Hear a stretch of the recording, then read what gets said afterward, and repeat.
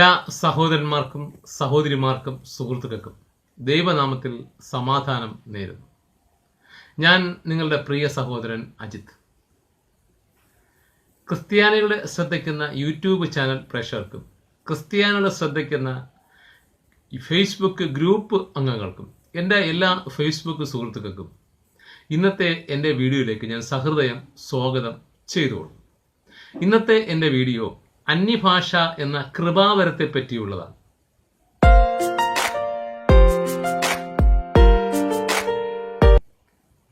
ഈ അന്യഭാഷ എന്നുള്ളത് ഒരു അഭിഷേകമാണ്.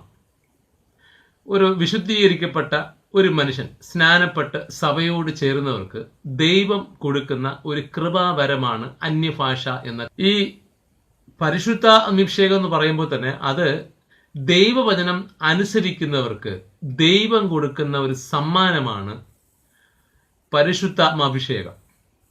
ആ അഭിഷേകത്തിന് ശേഷമാണ് ചില വ്യക്തികൾക്ക്, ചില അംഗങ്ങൾക്ക്, ചില ദൈവ മക്കൾക്ക് ദൈവം കൊടുക്കുന്ന കൃപ അന്യഭാഷ. വചനം പറയുന്നത് അന്യഭാഷ പറയുന്നവന് അവൻ എന്ത് പറയുന്നു എന്ന് അവൻ മനസ്സിലാക്കുന്നില്ല. പകരം അതേ ഭാഷയുടെ അന്യഭാഷയുടെ വ്യാഖ്യാനപരം ഉള്ളവന് മാത്രമേ അത് മനസ്സിലാകുകയുള്ളൂ. അവനത് വിവേചിക്കുകയും അല്ലെങ്കിൽ വ്യാഖ്യാനിക്കുകയും ചെയ്യണമെന്നാണ് വചനം സംസാരിക്കുന്നത്. ഇപ്പോൾ ഇന്ത്യയിൽ അനേകം ക്രൈസ്തവ സഭകളുണ്ട്. ആ അനേകം ക്രൈസ്തവ സഭകൾക്ക് അനേകം വ്യത്യസ്തമായ ഉപദേശങ്ങളാണ്. തമ്മിൽ പൊരുത്തപ്പെടാത്ത രീതിയിലുള്ള ഉപദേശങ്ങളാണ് ഇന്ത്യയിലെ പല വിധത്തിലുള്ള ക്രൈസ്തവ സഭകൾക്ക്. അത് ഏത് സഭകളെന്നും ഞാൻ സംസാരിക്കുന്നില്ല. പക്ഷെ അന്യഭാഷ എന്ന കൃപാവരത്തെ അംഗീകരിക്കുന്ന ഒരു ക്രൈസ്തവ സഭാ സമൂഹമാണ് പെന്തക്കോസ്ത് സമൂഹം. മാത്രമല്ല, ഇപ്പോഴത്തെ പുതിയ ന്യൂ ജനറേഷൻ സഭകളിലും അന്യഭാഷയെ അംഗീകരിക്കുകയും ആ സഭ നയിക്കുന്നവരിൽ പലരിലും അന്യഭാഷ പറയുന്നതായും അറിയുവാൻ കഴിയുന്നു. എന്നാൽ ബ്രദറൻ സഭ പോലുള്ള സഭകൾ ഈ അന്യഭാഷയെ വളരെ ശക്തമായി എതിർക്കുകയും ഇത് അന്യഭാഷ അല്ല എന്ന് അവർ വാദിക്കുകയും ചെയ്യുന്നു. ഇതിൻ്റെ ശരിതെറ്റിലേക്ക് നമുക്കൊന്ന് കടന്നു ചെല്ലാം. പെന്തക്കോസ്തുകാർ പറയുന്ന അന്യഭാഷ ശരിയായ അന്യഭാഷയാണോ?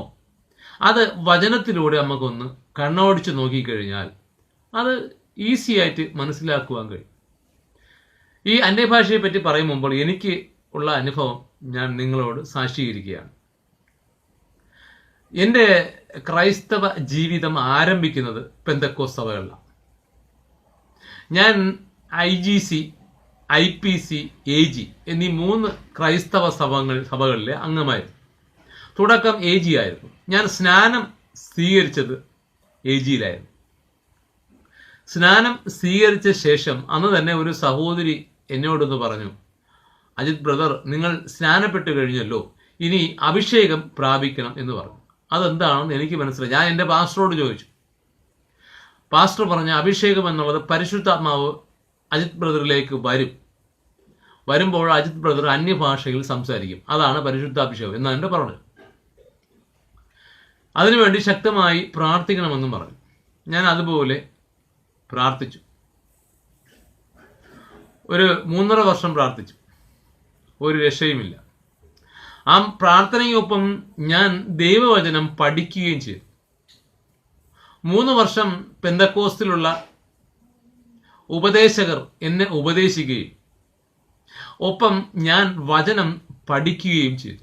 ആ വചന പഠനം ഇവരെ ഉപദേശങ്ങളുമായി യാതൊരുവിധ ബന്ധങ്ങളുമില്ല എന്ന് തന്നെ മനസ്സിലാക്കുകയും ഞാനൊരു 3 കൊല്ലം വരെ പിടിച്ചു നിൽക്കുകയും ഒരു 6 മാസം ഞാൻ അവരെ ഉപദേശിക്കുകയും ചെയ്തു. ഒരു ഉപയോഗവുമില്ല. അവരുടെ സഭയിലെ പ്രമാണങ്ങൾ, ഉപദേശങ്ങൾ ആണ് അവരുടെ സത്യം. ബൈബിൾ വചനങ്ങൾ അങ്ങനെയൊക്കെ എഴുതിയിരിക്കും എന്നാണ് അവർ വാദിക്കുന്നത്.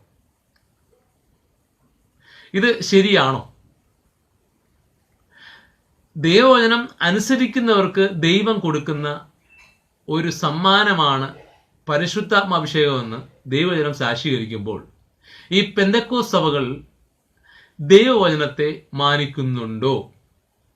ദൈവവചനത്തെ മാനിക്കുന്നില്ല എങ്കിൽ അവർക്ക് പരിശുദ്ധാഭിഷേകം ഉണ്ടാകുമോ? ആ പരിശുദ്ധാഭിഷേകത്തിൽ പെട്ടതാണോ അന്യഭാഷ എന്നുള്ളതാണ് ഇന്നത്തെ എൻ്റെ വീഡിയോ. യോഹന്നാൻ എഴുതിയ സുവിശേഷം 14 അധ്യായം 15 മുതൽ 17 വരെ വാക്യങ്ങൾ ഒന്ന് ശ്രദ്ധിച്ച് കണ്ണോടിച്ചാൽ പെന്തക്കോസ്ത് സഭ അവകാശപ്പെടുന്ന അഭിഷേകം എന്നുള്ള അന്യഭാഷ ശരിയാണോ അല്ലയോ എന്ന് നമുക്ക് പെട്ടെന്ന് കണ്ടുപിടിക്കാൻ പറ്റും. വളരെ ഈസി ആയിട്ട് കണ്ടുപിടിക്കാൻ പറ്റും.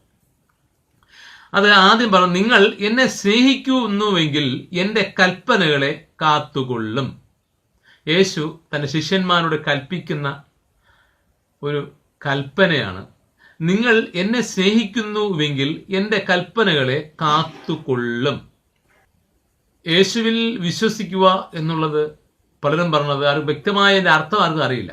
ഈ വിശ്വസിക്കുക എന്നുള്ളത് യേശു പറഞ്ഞ കൽപ്പനകൾ സത്യമാണെന്നും ദൈവത്തിൽ നിന്നുള്ളതാണെന്നും ആ വചനങ്ങൾ പ്രമാണിച്ചു കഴിഞ്ഞാൽ മാത്രമേ ദൈവരാജ്യം സ്വന്തമാക്കുകയും അല്ലെങ്കിൽ നിത്യജീവൻ പ്രാപിക്കുകയും ചെയ്യും എന്നുള്ളതാണ് യേശു പറഞ്ഞിട്ടുള്ള, നമ്മൾ ആ യേശുവിനെ വിശ്വസിക്കുക എന്നുള്ളതിൻ്റെ അർത്ഥം.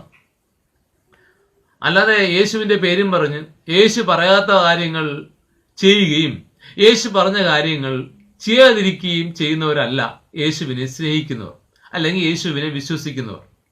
യേശു പറഞ്ഞ വചനങ്ങൾ, ദൈവത്തിൻ്റെ ആത്മാവ് യേശുവിൽ കൂടി പറഞ്ഞ കാര്യങ്ങൾ, കൽപ്പനകൾ, പ്രമാണങ്ങൾ, ചട്ടങ്ങൾ, ഇത് അനുസരിക്കുന്നവരാണ് യേശുവിൽ വിശ്വസിക്കുന്നവർ. അത് വിശ്വസിക്കുകയും അത് അനുസരിക്കുകയും ചെയ്യുന്നവരാണ് നിത്യജീവൻ പ്രാപിക്കുന്നത്.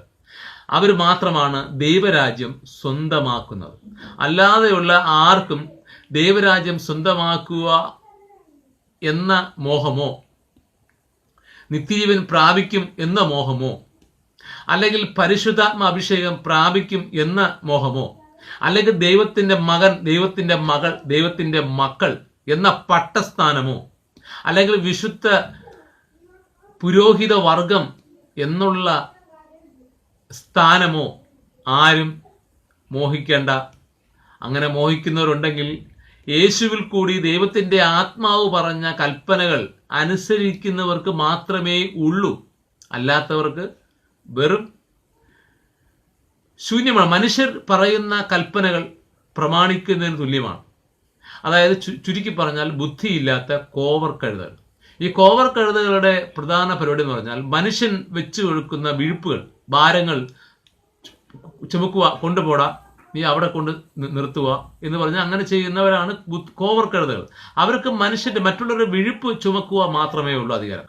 അങ്ങനെയുള്ളവർക്ക് സ്വന്തമായി ചിന്തിക്കുവാനുള്ള കഴിവില്ല, ബുദ്ധിയില്ല, അതിനുള്ള തൻ്റെയിടമില്ല. അതാണ് കോവർ കഴുതകൾ. എന്നാൽ നിങ്ങൾ അങ്ങനെ ആകരുത് എന്നാണ് യേശു ക്രിസ്തു നമ്മെ ഓരോരുത്തരെയും പഠിപ്പിച്ചത്. അതായത് നിങ്ങൾ എന്നെ സ്നേഹിക്കുന്നുവെങ്കിൽ എൻ്റെ വചനങ്ങളെ കാത്തുകൊള്ളും, അല്ലെങ്കിൽ അത് സൂക്ഷിക്കും, അത് വളരെ ഭദ്രമായി സൂക്ഷിക്കും. എന്നാൽ ഞാൻ പിതാവിനോട് ചോദിക്കും, അവൻ സത്യത്തിൻ്റെ ആത്മാവ് എന്ന മറ്റൊരു കാര്യസ്ഥനെ കൂടി എന്നേക്കും നിങ്ങളോട് കൂടെ ഇരിക്കേണ്ടതിന് നിങ്ങൾക്ക് തരും എന്നാണ് യേശുവോട് പറയുന്നത്. ഈ കാര്യസ്ഥൻ എന്ന യേശു വിശേഷിപ്പിച്ചതാണ് ദൈവത്തിൻ്റെ ആത്മാവ് അഥവാ പരിശുദ്ധാത്മാവ്. യേശു സംസാരിച്ചതും പ്രവർത്തിച്ചതും എല്ലാം ഈ പരിശുദ്ധാത്മാവിലൂടെയാണ്. അപ്പൊ യേശു പറഞ്ഞു, ഞാൻ നിങ്ങളെ വിട്ട് പോകുമ്പോൾ നിങ്ങൾ ഭാരപ്പെടണ്ട. എനിക്കുണ്ടായിരുന്ന, എന്നോട് സംസാരിച്ച, എന്നോട് പ്രവർത്തിച്ച അതേ ആത്മാവ് നിങ്ങൾക്കും ദൈവം തരും എന്നാണ് യേശു ഇവിടെ വാഗ്ദാനം കൊടുത്തത്. ആ വാഗ്ദാനത്തെ ആണ് യേശു ഇവിടെ സൂചിപ്പിച്ചത്. ഞാൻ പോയി കഴിഞ്ഞാൽ മറ്റൊരു കാര്യസ്ഥനെ കൂടി നിങ്ങൾക്ക് തരും എന്ന് പറഞ്ഞത്. അത് ആർക്കാണ്?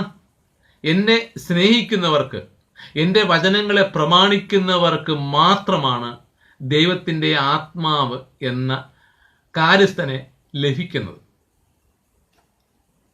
ലോകം അവനെ കാണുകയോ അറിയുകയോ ചെയ്യുകയാൽ അതിന് അവനെ ലഭിക്കുവാൻ കഴിയുകയില്ല.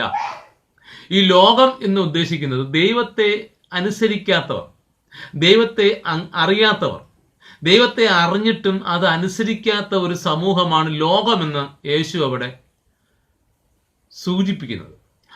അങ്ങനെയുള്ളവർക്ക് ഈ പരിശുദ്ധാത്മാവിനെ പറ്റി അറിയുകയോ അനുഭവിക്കുകയോ ചെയ്യുവാൻ കഴിയുകയില്ല. എന്നാൽ പലരും അറിഞ്ഞിട്ടും അത് അനുസരിക്കാതെ മാനുഷികമായിട്ടുള്ള കൽപ്പനകൾ, അതായത് ഓരോ സഭകളും അവരെ പഠിപ്പിക്കുന്ന ഉപദേശങ്ങൾ അതാണ് ശരി എന്ന് വിശ്വസിക്കുന്നവർക്കാണ് ഇവരും വിഡ്ഢികളായി പോകുന്നത്. അവർക്ക് പരിശുദ്ധാഭിഷേകം ലഭിക്കുകയില്ല എന്ന് അവിടെ തീർത്തു പറയുന്നു. പിന്നെ 14:21 വാക്യത്തിൽ പറയുന്നു, എന്റെ കൽപ്പനകൾ ലഭിച്ച് പ്രമാണിക്കുന്നവൻ എന്നെ സ്നേഹിക്കുന്നവനാകുന്നു, എന്നെ സ്നേഹിക്കുന്നവനെ എന്റെ പിതാവ് സ്നേഹിക്കുന്നു. ആ സ്നേഹത്തിന്റെ ഒരു ഭാഗമാണ് പരിശുദ്ധാത്മാവെന്ന ദാനം. ആ ദാനം ഉണ്ടായാൽ മാത്രമേ അന്യഭാഷ തുടങ്ങിയ 12ഓളം കൃപാവരങ്ങൾ ഏതൊരാൾക്കും ലഭിക്കുകയുള്ളൂ, ഏതൊരു മനുഷ്യനും ലഭിക്കുകയുള്ളൂ, ഏതൊരു ദൈവമകനും മകൾക്കും ലഭിക്കുകയുള്ളൂ എന്നവിടെ യേശു തന്നെ അവിടെ നേരിട്ട് സാക്ഷ്യപ്പെടുത്തുകയാണ്. ഈ ഒരു വചനത്തിന്റെ അടിസ്ഥാനത്തിൽ ഈ പെന്തക്കോസ്ത് സഭകൾ യേശുവിനെ സ്നേഹിക്കുന്നുണ്ടോ? യേശുവിന്റെ വചനങ്ങൾ പ്രമാണിക്കുന്നുണ്ടോ? യേശുവിന്റെ വചനങ്ങൾ അറിയില്ല എന്ന് പറഞ്ഞിട്ട് കാര്യമില്ല. കാരണം തിരുവെഴുത്ത പുസ്തകം ബൈബിൾ കയ്യിലുണ്ട്. ആ ബൈബിളിൽ ആണ് യേശുവിൽ കൂടി ദൈവത്തിന്റെ ആത്മാവ് സംസാരിച്ച വചനങ്ങളുള്ളത്. ആ വചനത്തെ കാലിക്കിടക്കുന്ന ചെരുപ്പിനെ പോലും വില കൽപ്പിക്കാത്ത പെന്തക്കോസ്തുകാർക്ക് എങ്ങനെ പരിശുദ്ധാത്മാഭിഷേകം ലഭിക്കും? ദൈവം എങ്ങനെ സ്നേഹിക്കും? ഇത് യോഹന്നാൻ സുവിശേഷത്തിൽ 14:21 പറയുന്നതാണ്, എന്റെ കൽപ്പനകൾ പ്രമാണിക്കുന്നവൻ എന്നെ സ്നേഹിക്കുന്നു. ഇതിൽ ഞാൻ എൻ്റെ കഴിഞ്ഞ വീഡിയോകളിൽ മത്തായി സുവിശേഷം 6-ാം അധ്യായത്തിൽ ഒരു മനുഷ്യൻ ചെയ്യേണ്ട നീതി പ്രവൃത്തികൾ, 1 പ്രാർത്ഥന, 2 ഉപവാസം, 3 ഭിക്ഷ എന്ന ദശാംശം, ഈ 3 കാര്യങ്ങൾ, നിസ്സാരമായ 3 കാര്യങ്ങൾ, അതുപോലും എന്തെന്നോ ഏതെന്നോ അത് എങ്ങനെ ചെയ്യണമെന്നോ അറിയാത്ത ഒരു സഭയാണ് ക്രൈസ്തവ സഭ. അതിൽപ്പെട്ടത് പെന്തക്കോസ്ത് സഭകൾ. പിന്നെ അവർക്ക് മാത്രം എങ്ങനെ ദൈവത്തിന്റെ പ്രസാദം ഉണ്ടായി എന്നുള്ളതാണ് എൻ്റെ ചോദ്യം. ദൈവവചനം അനുസരിക്കാതെ ആ വീഡിയോ ഇട്ടതിന് ശേഷം അനേകം തെറിവിളികൾ ഞാൻ കേൾക്കേണ്ടി വന്നിട്ടുണ്ട്. ദൈവം എനിക്ക് കാണിച്ചു തന്ന സത്യം ഞാൻ ലോകത്തോട് വിളിച്ചു പറയുന്നു. അല്ലാതെ ഞാനൊന്നും ഉണ്ടാക്കിയെടുത്ത കഥയോ ഭാവന സൃഷ്ടിയോ അല്ല ഈ 3 കാര്യങ്ങൾ.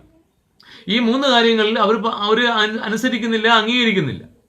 പിന്നെ അവർക്ക് എങ്ങനെ ദൈവത്തിന് പ്രസാദം ഉണ്ടാവും? പുത്രന്റെ വാക്കുകളെ സ്നേഹിക്കാത്ത ഏത് സഭയാണ് ദൈവം സ്നേഹിക്കുന്നത്? അന്യഭാഷ ആദ്യമായി സംസാരിച്ച യേശു ശിഷ്യന്മാരുടെ ആ കാലഘട്ടത്തിലേക്കൊന്ന് കടന്നു ചെല്ലാം. അപ്പോസ്തല പ്രവൃത്തി 2-ാം അധ്യായം 4-ാമത്തെ വാക്യത്തിൽ യേശുവിനെ അനുഗമിച്ച അവരെല്ലാം കൂടി ഈ പെന്തക്കോസ്ത് നാളിൽ ഒന്നിച്ചു കൂടിയപ്പോൾ ദൈവത്തിന്റെ ആത്മാവ് അവരുടെ ശരീരത്തിലേക്ക് കടന്നു വന്നുവെന്നും ആ കടന്നു വന്ന വേളയിൽ അവർക്ക് ദൈവത്തിന്റെ ആത്മാവ് ഉച്ചരിക്കാൻ കൊടുത്ത ഭാഷയിലാണ് അവർ സംസാരിച്ചത്. ആ ഭാഷ ഹീബ്രു ഭാഷ, യഹൂദന്മാർക്ക് മാത്രം അവകാശപ്പെട്ട എബ്രായ ഭാഷയിലാണ് അവർ സംസാരിച്ചു എന്ന് അവിടെ ഇവരുടെ അന്യഭാഷയുടെ ശബ്ദം കേട്ട് ബഹളം കൂടി ഓടിയെത്തിയ ഈ പല ദേശങ്ങളിൽ നിന്നും കൂടിയെത്തിയ യഹൂദന്മാർ അവകാശപ്പെടുന്നു. അത് യഹൂദന്മാരും യഹൂദ മത അനുഷ്ഠാനികളും അക്കൂട്ടത്തിൽ ഉണ്ടായിരുന്നു എന്ന് തിരുവെടുത്ത് സാക്ഷ്യപ്പെടുത്തുന്നു.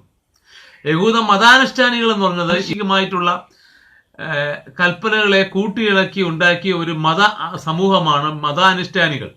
എന്നാൽ ബുദ്ധിയുള്ള യഹൂദന്മാരും അക്കൂട്ടത്തിലുണ്ടായിരുന്നു. അവർ പറഞ്ഞു, ദൈവത്തിന്റെ വൻ കാര്യങ്ങൾ ഇവരിൽ എങ്ങനെ സംസാരിക്കുന്നു, നമ്മുടെ ഭാഷയുടെ എങ്ങനെ സംസാരിക്കുന്നു എന്ന് പറയുമ്പോൾ മറ്റു ചിലർ പറഞ്ഞു ഇവർ പുതുവീഞ്ഞു കുടിച്ച് മത്തരായി സംസാരിക്കുന്നു എന്നും പറഞ്ഞു. ഇവിടെ ഈ ദൈവത്തിന്റെ വൻ കാര്യങ്ങൾ പ്രസ്താവിച്ചത് അത് ആർക്ക് വേണ്ടിയായിരുന്നു? യഹൂദന്മാർക്ക് വേണ്ടിയായിരുന്നു. അവരത് അംഗീകരിക്കുകയോ സ്വീകരിക്കുകയോ ചെയ്തില്ല. ഇതാണ് അന്യഭാഷ. ഇവിടെ അന്യഭാഷ പലതും ജാതികൾക്ക് അടയാളമായിരിക്കുന്നു എന്നാണ് തിരുവെഴുത്ത് സാക്ഷ്യപ്പെടുത്തുന്നത്. ഈ പെന്തക്കോസ്തുകാര് സംസാരിക്കുന്ന ഭാഷ ഞാൻ പലതും ശ്രദ്ധിച്ചിട്ടുണ്ട്. എല്ലാം സംസ്കൃതപരമായിട്ടുള്ള ഭാഷകൾ. ഇന്ത്യയിൽ ഉടലെടുത്ത ഒരു ഭാഷയാണ് സംസ്കൃതം. ആ സംസ്കൃത ഭാഷയാണ് 100-ൽ 99% പേരും സംസാരിക്കുന്ന ഭാഷ. ഞാൻ ഈ ഭാഷ വളരെയധികം പഠിക്കാൻ ശ്രമിച്ചിട്ടുണ്ട്. ഈ ഭാഷ ഞാൻ മുമ്പ് വിശ്വാസത്തിൽ വരുന്നതിന് മുമ്പ് ഞാനും കേട്ടിട്ടുണ്ട്. എൻ്റെ നാട് തിരുവനന്തപുരത്തെ നേമം എന്നുള്ള സ്ഥലമാണ്. എൻ്റെ മുത്തശ്ശി എന്നുള്ള ഒരു അമ്പലവാസിയാണ്, ഒരു ഹൈന്ദവ ജീവിത പശ്ചാത്തലത്തിൽ അമ്പലവാസിയായിരുന്നു. ഇങ്ങനെ അവിടെ ഒരു തെക്കത് എന്നുള്ളൊരു ക്ഷേത്രമുണ്ട്. അവിടെ ഒരു പിതാവും മകനുമാണ് അവിടുത്തെ ആ തെക്കതിലെ ഈ കർമ്മങ്ങളും പൂജകളും മറ്റ് അനുഷ്ഠാനങ്ങളൊക്കെ ചെയ്യുന്നത്. അവർ പല കാര്യങ്ങളും പ്രവചിക്കും. ഇതിനെ പ്രശ്നം വെക്കുക എന്ന് പറയും. ഇതിനു വേണ്ടി പല സ്ഥലങ്ങളിൽ നിന്നും ആൾക്കാർ അവിടെ വരുമായിരുന്നു. ഞാനും അവിടെ വല്ലപ്പോഴൊക്കെ വൈകുന്നേരങ്ങളിലൊക്കെ പോകുമായിരുന്നു. എനിക്ക് അവരുടെ സംഭാഷണ രീതിയിലൊക്കെ ഞാനും കണ്ടു പഠിച്ചിട്ടുണ്ട്. അപ്പൊ അവർ സംസാരിക്കുന്ന അതേ ഭാഷ, സംസ്കൃത ഭാഷയാണ് ഈ അച്ഛനും മകനും പറയുന്നത്. അതേ ഭാഷ തന്നെയാണ് ഇവരും പറയുന്നത്. ഞാൻ നിലമേലിൽ AG അസംബ്ലീസ് ഓഫ് ഗോഡ് എന്ന സഭയിൽ നിൽക്കുമ്പോൾ അവിടെ ഒരു സഹോദരി ഉണ്ടായിരുന്നു. ആ സഹോദരി പേര് ഞാൻ പറയാൻ ആഗ്രഹിക്കുന്നില്ല. ആ സഹോദരി ഇന്ന് ആ പെന്തക്കോസ് മാർഗം ഉപേക്ഷിച്ച് ഒരു ഹൈന്ദവനായ പയ്യനെ വിവാഹം കഴിച്ച് അവർ കുടുംബമായി ജീവിക്കുകയാണ്. എങ്കിലും അവർ അന്ന് പറഞ്ഞ അന്യഭാഷ ഞാൻ വളരെ ശ്രദ്ധിച്ചിട്ടുണ്ട്. അവരെപ്പോഴും പറയുന്ന ഭാഷ ശിവസ്യ, ശിവതാണ്ഡവസ്യ, കടക്കൽ അമ്മസ്യ എന്നാണ് അവർ പറയുന്നത്. ഈ 3 വാക്കുകളും ഹൈന്ദവ ദൈവങ്ങളുമായി അല്ലെ പരിസരത്തുള്ള കടക്കൽ ക്ഷേത്രവുമായി ബന്ധപ്പെട്ട രീതിയിലുള്ള അന്യഭാഷയാണ് പറയുന്നത്. ഞാൻ ഇക്കാര്യം നമ്മുടെ പാസ്റ്ററോട് സൂചിപ്പിച്ചു. പാസ്റ്റർ, ഇങ്ങനെ ഈ 3 വാക്കുകൾ അന്യഭാഷ ഇടയിൽ വരുന്നുണ്ട്, അതൊന്നും ശ്രദ്ധിക്കുന്നില്ല. അപ്പൊ അജിത്ത് അതൊന്നും ശ്രദ്ധിക്കാൻ പോകണ്ട, അറിയാവുന്നൊരു അന്യഭാഷ പറയട്ടെ, അജിത്ത് ബ്രദറിന് അതിന് കഴിവില്ലല്ലോ, അജിത്ത് ബ്രദർ ഉണ്ടായിരിക്കുക എന്ന് പറഞ്ഞു. അപ്പൊ അത്രത്തോളം തരം താഴ്ന്ന ഒരു രീതിയായിരുന്നു അന്ന് അസംബ്ലീസ് ഓഫ് ഗോഡിൽ നിലനിന്നിരുന്നത്. ഞാൻ ആ സഭയിൽ അധികം നിന്നിട്ടില്ല. ഞാൻ ആ സഭയിൽ കൂടുതൽ 1 വർഷത്തോളം മാത്രമേ പിടിച്ചു നിന്നുള്ളൂ. പിന്നെ അടുത്ത് ഞാൻ നിന്നത് തൊട്ടടുത്തുള്ള ആ നിലമേലുള്ള IPC എന്നുള്ള സഭയിലും പിന്നീട് ഭാരതീപുരം എന്ന സ്ഥലത്തുള്ള IGC എന്ന സഭയിലും ഞാൻ സഹകരിച്ചിട്ടുണ്ട്. ഇവിടെയെല്ലാം ഈ ഞാൻ പറഞ്ഞുള്ള സംസ്കൃത ഭാഷയാണ്. ഈ സംസ്കൃത ഭാഷയും ഈ ഞാൻ പറഞ്ഞ തിരുവനന്തപുരത്തുള്ള എൻ്റെ വീടിന് സമീപമുള്ള ആ തെക്കത് എന്നുള്ള ആ ക്ഷേത്രത്തിൽ, പുത്തൻവിള തെക്കത് എന്ന് പറയുന്ന ക്ഷേത്രത്തിലും അവിടുത്തെ പൂജാരിയായ പിതാവും പുത്രനും സംസാരിക്കുന്ന ഇതേ ഭാഷ തന്നെയാണ്. അപ്പോഴും ഞാൻ ചിന്തിച്ചിട്ടുണ്ട്, ഇത് ശരിയായ അന്യഭാഷയാണോ? ദൈവത്തിൻ്റെ ആത്മാവ് പറയാൻ പഠിപ്പിക്കുന്ന അന്യഭാഷയാണോ? അപ്പോൾ ഞാൻ വേറൊരു കാര്യമുണ്ട്. ഈ അപ്പോസ്തല പ്രവൃത്തി 2-ാം അധ്യായം 4-ാമത്തെ വാക്യത്തിൽ പറയുന്ന അന്യഭാഷ അത് യഹൂദന്മാർക്ക് വേണ്ടിയുള്ളതാണെന്ന് നമ്മുടെ വചനം സാക്ഷ്യപ്പെടുന്നു. ഈ പെന്തക്കോസ്തിലുള്ള അന്യഭാഷ, ഈ സംസ്കൃത ഭാഷ ആർക്ക് വേണ്ടിയാണ്? എല്ലാവരും ഒരേ ഭാഷ സംസാരിച്ച് എന്താണ് ഉപയോഗം? അതൊന്ന്. ഇനി അടുത്തൊരു ഉദാഹരണത്തിലേക്ക് കടന്നതല്ല. അത് 1 കൊരിന്ത്യർ 12-ാം അധ്യായം 30-ാമത്തെ വാക്യത്തിൽ പറയുന്നു, എല്ലാവരും അന്യഭാഷകളിൽ സംസാരിക്കുന്നില്ല, എല്ലാവർക്കും രോഗശാന്തിക്കുള്ള വരമുണ്ടോ, എല്ലാവരും അന്യഭാഷയിൽ സംസാരിക്കുന്നുണ്ടോ എന്ന് അപ്പോസ്തലൻ പൗലോസ് കൊരിന്ത്യർക്ക് ലേഖനത്തിൽ പറയുന്നുണ്ട്. ഈ പെന്തക്കോസ്തിലെ എപ്പോഴും പറയുന്ന, സ്നാനപ്പെടുന്നവരോട് എപ്പോഴും പറയും, നിങ്ങൾ അന്യഭാഷയിൽ സംസാരിക്കാനുള്ള വരത്തിന് വേണ്ടി, അഭിഷേകത്തിന് വേണ്ടി നിങ്ങൾ പ്രാർത്ഥിക്കണം. അപ്പൊ അവർക്ക് അതിനെപ്പറ്റിയുള്ള അറിവില്ല. പെന്തക്കോസ്ത് സഭകൾക്ക് അതിന്റെ അറിവില്ല. അവരുടെ അറിവെന്ന് പറഞ്ഞാൽ അന്യഭാഷ സംസാരിക്കുന്നതാണ് അഭിഷേകം. എന്നാൽ അഭിഷേകം അത് 12ഓളം കൃപാവരങ്ങൾ പറയുന്നുണ്ട്. ആ പരങ്ങളിൽ ഒന്ന് മാത്രമാണ് ഭാഷാവരം. ഭാഷാവരമുണ്ട്, ഭാഷത്തെ വ്യാഖ്യാനിക്കുന്ന വരമുണ്ട്. ഈ വ്യാഖ്യാനിക്കുന്ന വരത്തെ പറ്റി അവരാരും പറയുന്നില്ല. അവരെപ്പോഴും പറഞ്ഞത് അഭിഷേകം പ്രാപിക്കണമെങ്കിൽ അന്യഭാഷയാണ്. ഇത്രത്തോളം പരിജ്ഞാനമില്ലാത്ത ഒരു സഭയിൽ ദൈവത്തിന്റെ ആത്മാവ് എങ്ങനെ പ്രസാദിക്കും? അത് അന്യഭാഷയാണോ?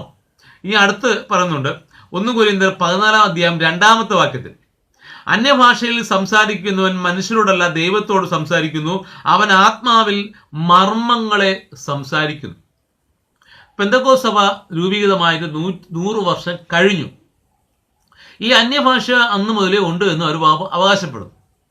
ഈ അവകാശപ്പെട്ടിട്ടും ഈ എന്തുകൊണ്ട് അവർ ആത്മാവിൽ വളരുന്നില്ല?